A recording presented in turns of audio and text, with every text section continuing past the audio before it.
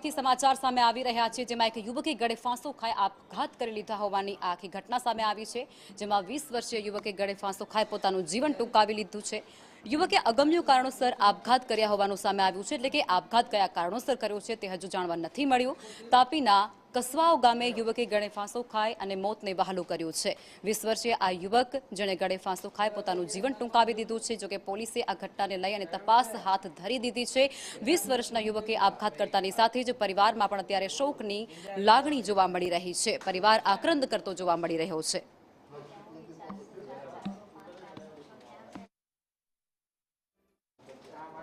સંવાદદાતા અનુપ જોડાઈ ચૂક્યા છે વધુ વિગતો આપવા માટે।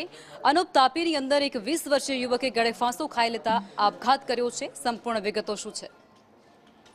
જી, જે સમગ્ર ઘટના છે વ્યારા તાલુકાના કસવા ગામના તળાવ ફળિયામાં જે એક ઝાડ છે, તળાવ કિનારે ઝાડ આવેલું, એના સાથે નાયલોનની દોરી બાંધી અને 20 વર્ષીય યુવક કે જેનું નામ હાર્દિક ગામિત હતું, તેણે કોઈ કારણસર આત્મહત્યા કરી લીધી છે અને વ્યારા પોલીસે તેનો મૃતદેહ લઈ તેના પોસ્ટમોર્ટમની તજવીજ હાથ ધરી છે।